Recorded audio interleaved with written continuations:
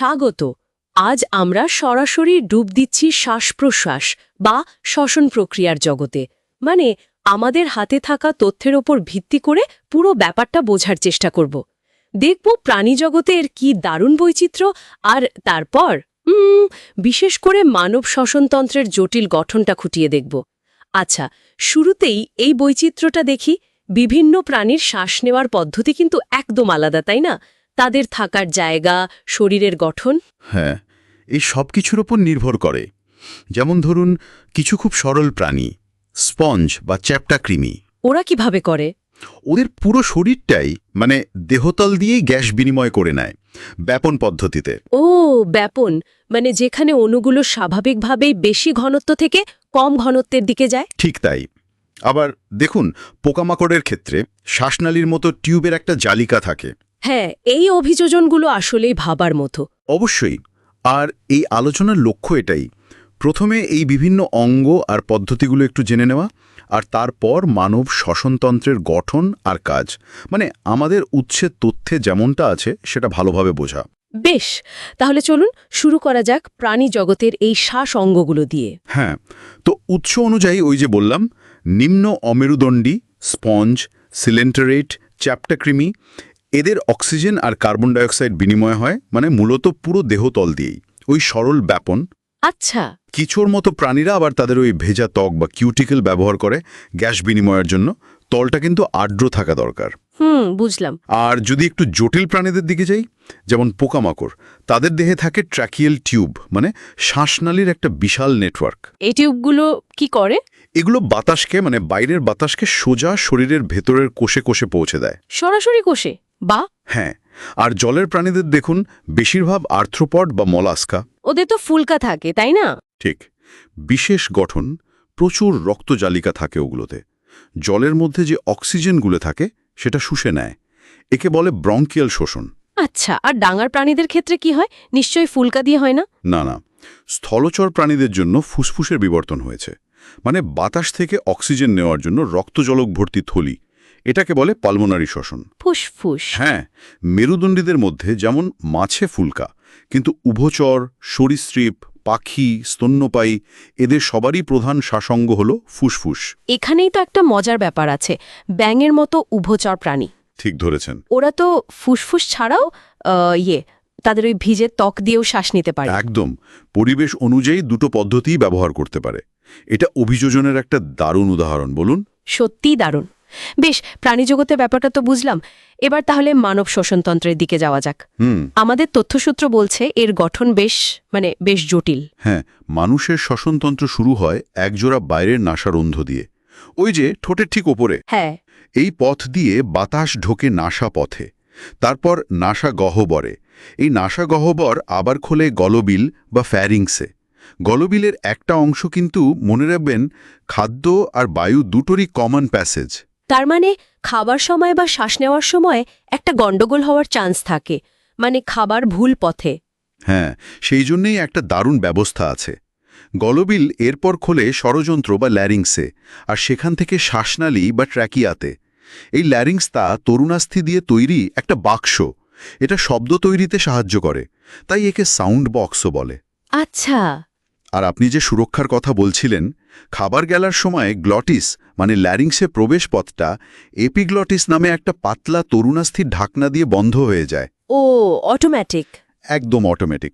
ফলে খাবার শ্বাসনালীতে না ঢুকে সোজা খাদ্যনালীতে চলে যায়। অসাধারণ একটা মেকানিজম, তাই না? সত্যি অসাধারণ। তারপর শ্বাসনালী বা ট্র্যাকিয়া? হ্যাঁ, ট্রাকিয়া একটা সোজা পাইপের মতো, বুকের মাঝ বরাবর নেমে গিয়ে মোটামুটি পঞ্চম থোরাসিক কশেরুকার কাছাকাছি এসে ডান আর বাম এই দুটো প্রাথমিক ব্রঙ্কাইতে ভাগ হয়ে যায়। ব্রঙ্কাই, এগুলো ফুসফুসের ভেতরে ঢুকে? ঠিক, ফুসফুসে ঢুকে এগুলো আবার ভাগ হতে থাকে গাছের ডালপালার মতো। সেকেন্ডারি ব্রঙ্কাই, টার্সিয়ারি ব্রঙ্কাই, তারপর আরও শুরু হয়ে ব্রঙ্কিওল। মানে অনেকগুলো শাখা প্রশাখা। হ্যাঁ, অজস্র। একেবারে শেষ প্রান্তের ব্রঙ্কিওলগুলো, মানে একদম সরু যেগুলো, সেগুলো শেষ হয় অ্যালভিওলাই নামের অসংখ্য ছোট ছোট থলিতে। অ্যালভিওলাই, এগুলোর কাজ কি? এখানেই আসল গ্যাস বিনিময়টা হয়, সেটাই পরে আসছি। আগে বলুন তো, এই যে এত লম্বা পাইপ, শ্বাসনালী, ব্রঙ্কাই, এগুলো চুপসে যায় না? হ্যাঁ, এটা একটা প্রশ্ন বটে। কিভাবে খোলা থাকে? এগুলোর দেওয়ালে অসম্পূর্ণ তরুণাস্থির রিং থাকে, মানে সি আকৃতির রিং। ও আচ্ছা, ওই রিংগুলো সাপোর্ট দেয়। একদম, পথটাকে সবসময় খোলা রাখে যাতে বাতাস সহজে চলাচল করতে পারে। ট্রাকিয়া থেকে শুরু করে প্রাথমিক ব্রঙ্কিওল পর্যন্ত এই রিংগুলো থাকে। বুঝলাম। তাহলে এই ব্রঙ্কাই, ব্রঙ্কিওল আর ওই যে বললেন অ্যালভিওলাই, এই সব কিছু মিলেই ফুসফুস। হ্যাঁ, এই পুরো নেটওয়ার্কটাই হলো ফুসফুস। আমাদের কাছে যে 14.1 নম্বর চিত্রটা আছে, সেখানে এই গঠনটা খুব সুন্দর করে দেখানো হয়েছে। হ্যাঁ, ছবিটা দেখছি। আর ফুসফুসগুলো তো প্লুরা নামে একটা পর্দা দিয়ে ঢাকা থাকে, তাই না? দুটো স্তর হয়তো। ঠিক, দ্বিস্তরীয় পর্দা, প্লুরা। ভেতরের স্তরটা ফুসফুসের গায়ে লেগে থাকে, আর বাইরের স্তরটা বুকের খাঁচার ভেতরের দেয়ালে। মাঝখানে কি থাকে?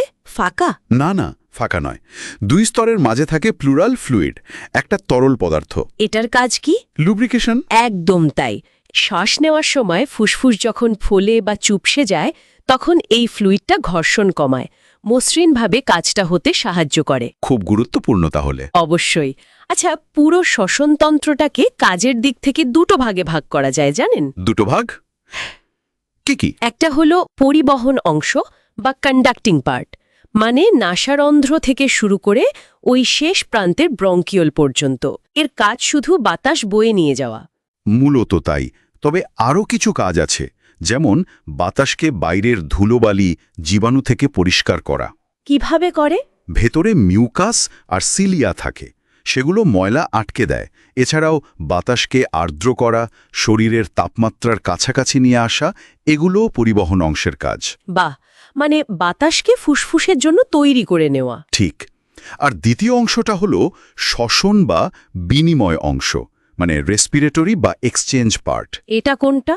এটা মূলত অ্যালভিওলাই আর তাদের সঙ্গে যুক্ত সূক্ষ্ম নালীগুলো। এখানেই তাহলে আসল কাজটা হয়, গ্যাস বিনিময়। হ্যাঁ, এখানেই বাতাসের অক্সিজেন রক্তে মেশে আর রক্তের কার্বন ডাই অক্সাইড বাতাসে বেরিয়ে আসে ব্যাপন প্রক্রিয়ার মাধ্যমে।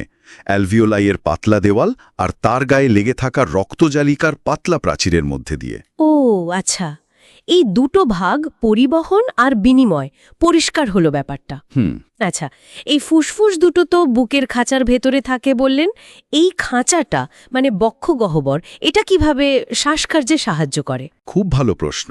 ফুসফুসগুলো থাকে বক্ষগহ্বর বা থোরাসিক চেম্বারে। এই চেম্বারটা কিন্তু প্রায় এয়ারটাইট, মানে বাতাস বাইরে থেকে সরাসরি ঢুকতে বা বেরোতে পারে না, শ্বাসনালী ছাড়া। গঠনটা কি রকম? এর পেছনে আছে মেরুদণ্ড, সামনে স্টার্নাম বা বুকের মাঝখানের চ্যাপ্টা হাড়টা, দুপাশে পাঁজরের হাড় বা রিবস, আর নিচে আছে একটা পেশি, মধ্যচ্ছদা বা ডায়াফ্রাম, গম্বুজের মতো দেখতে। আচ্ছা। এবার মজার ব্যাপারটা হলো, ফুসফুসে নিজের কিন্তু কোনো পেশি নেই যা দিয়ে সে নিজে নিজে ফুলতে বা চুপসে যেতে পারে। তাহলে কিভাবে হয় শ্বাস নেওয়া ছাড়া? হয় বক্ষগহ্বরের আয়তন বাড়িয়ে বা কমিয়ে। এই মধ্যচ্ছদা আর পাঁজরের মাঝের পেশিগুলো সংকুচিত বা প্রসারিত হয়ে বক্ষগহ্বরের আয়তন পরিবর্তন করে। আর তার ফলে ফুসফুসের আয়তনও বদলায়? ঠিক। যেহেতু ফুসফুস বক্ষগহ্বরের দেওয়ালে লেগে থাকে প্লুরার মাধ্যমে, তাই বক্ষগহ্বরের আয়তন বাড়লে ফুসফুসও প্রসারিত হয়, বাতাস ভেতরে ঢোকে। আবার আয়তন কমলে ফুসফুস সংকুচিত হয়, বাতাস বেরিয়ে যায়। তার মানে আমরা সরাসরি ফুসফুসকে নয়, বক্ষগহ্বরকে নিয়ন্ত্রণ করে শ্বাস নিই। একদম। এই ব্যবস্থাটা শ্বাসকার্যের জন্য অপরিহার্য। আমাদের উৎসের তথ্যে এই মেকানিজমটা খুব বিস্তারিত বলা নেই, কিন্তু এই কাঠামোগত সম্পর্কের গুরুত্বটা উল্লেখ করা আছে। বেশ জটিল কিন্তু দারুণ সুসংহত একটা প্রক্রিয়া। অবশ্যই। ঠিক আছে, তাহলে পুরো শ্বসন প্রক্রিয়াটাকে যদি আমরা কয়েকটা ধাপে ভাগ করি, উৎস অনুযায়ী ধাপগুলো কি কি? উৎস অনুযায়ী শ্বসনের মোট 5টা প্রধান ধাপ আছে। 5টা? আচ্ছা। প্রথমটা হলো পালমোনারি ভেন্টিলেশন, মানে সহজ কথায় শ্বাসগ্রহণ আর শ্বাসত্যাগ। বাইরের বাতাস ফুসফুসে আনা আর ভেতরের কার্বন ডাইঅক্সাইড সমৃদ্ধ বাতাস বাইরে বের করে দেওয়া। এটা তো আমরা বুঝি। তারপর? দ্বিতীয় ধাপ হলো অ্যালভিওলার মেমব্রেনের মধ্যে দিয়ে গ্যাসের ব্যাপন, মানে ফুসফুসের অ্যালভিওলাইতে আসা বাতাস থেকে অক্সিজেন রক্তে যাওয়া আর রক্ত থেকে কার্বন ডাইঅক্সাইড অ্যালভিওলাইয়ের বাতাসে আসা। মানে ফুসফুস আর রক্তের মধ্যে বিনিময়। হ্যাঁ। তৃতীয় ধাপ হল রক্ত দিয়ে গ্যাস পরিবহন, রক্ত এই অক্সিজেনকে বয়ে নিয়ে যায় শরীরের সমস্ত কোষে, আর কোষ থেকে কার্বন ডাই অক্সাইড বয়ে নিয়ে আসে ফুসফুসে। পুরো শরীরে ছড়িয়ে দেওয়া আর ফিরিয়ে আনা। ঠিক। চতুর্থ ধাপ হল রক্ত আর শরীরের কলার টিস্যুর মধ্যে আবার গ্যাসের ব্যাপন। এবার রক্ত থেকে অক্সিজেন কোষে ঢোকে আর কোষের কার্বন ডাই অক্সাইড রক্তে আসে। মানে যেখানে দরকার সেখানে অক্সিজেন পৌঁছে দেওয়া। হ্যাঁ, আর পঞ্চম বা শেষ ধাপটা ঘটে একদম কোষের ভেতরে।